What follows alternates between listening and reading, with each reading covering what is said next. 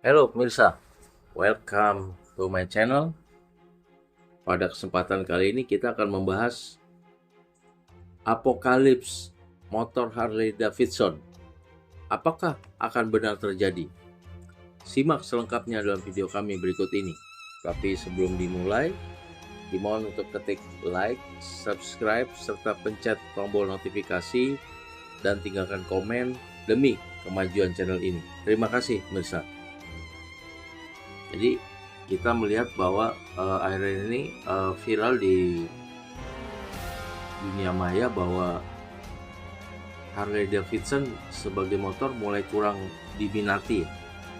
Nah, apakah ini menjadi pertanda apokalips dari motor Harley Davidson atau ini hanya tren sesaat seperti kadang saham atau harga Bitcoin yang bisa naik dan turun?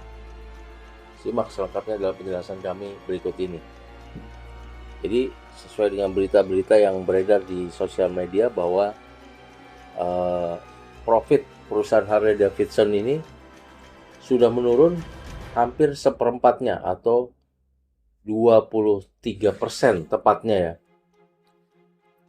Nah, profit ini turun dikarenakan dari jumlah angka penjualan yang sangat rendah ya, yang semakin menurun.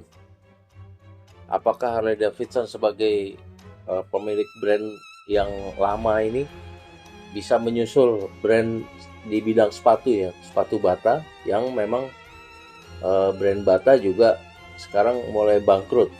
Terbukti baru saja mem-PHK besar-besaran karyawannya dan menutup pabrik terbesarnya yang ada di Purwakarta. Jadi keuntungan dari pabrikan motor Harley Davidson terus menurun sampai 23%. Ya.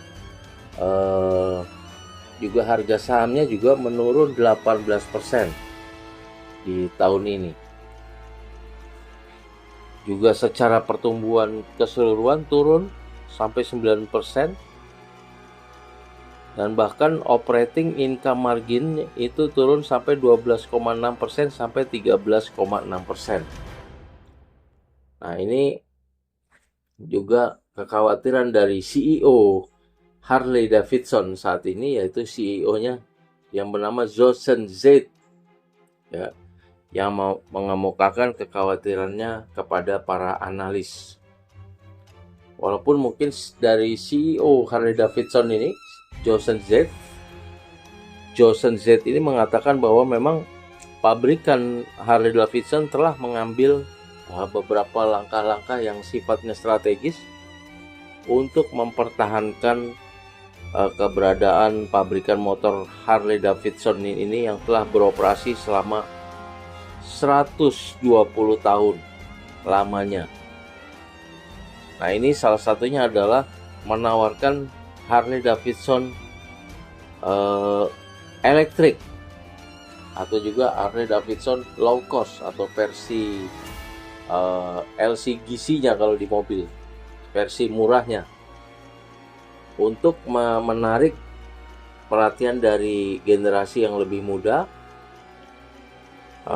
dibandingkan dengan generasi tua dari penggemar fanatik Harley Davidson yang saat ini memang sudah memasuki masa pensiun, bahkan sudah memasuki masa lansia sehingga tidak mungkin beraktivitas bermotor atau touring kembali. Nah, tetapi memang langkah-langkah ini ternyata yang diambil belum bisa mendongkrak angka penjualan dari motor Harley Davidson ini secara signifikan. Nah, kemudian ini juga menurut analis ekonomi Gareth Nelson juga perusahaan Harley Davidson masih berjuang untuk meningkatkan angka penjualannya, di mana sales mereka di EMEA region atau di Eropa dan Amerika ini turun 11% sebagai basis dari Harley ini. Kemudian di Asia Pacific region juga turun 12%. Di markas besarnya di Amerika dan Eropa saja turun 11%. di Asia Pasifik juga turun juga 12%. Sehingga keuntungan perusahaan menurun sebanyak 1,72 dolar per lembar sahamnya, dan kerugiannya 1,34 billion dolar. Nah, ini jadi apa yang diderita oleh Harley Davidson. Jadi menurut admin, mengapa Harley Davidson bisa mengalami kerugian kurangnya minat? Yang pertama, mungkin generasi milenial saat ini atau generasi Y atau Gen Z ini kurang menyukai motor-motor yang besar maupun berbentuk klasik, berbasis klasik seperti Harley Davidson ini, dan menganggapnya sebagai motor orang tua atau motor ABG ya, angkatan babe gue, sebagai motor jadul. Itu jadi kurang peminat dari kalangan gen milenial, Gen Y dan maupun Gen Z. Padahal penggemar fanatik Harley saat ini sudah berusia sangat tua. Mungkin mereka sudah terlalu sibuk untuk touring atau bahkan berusia manula, artinya sudah terlalu lemah untuk melaksanakan touring atau apalagi membeli motor Harley yang baru seperti itu.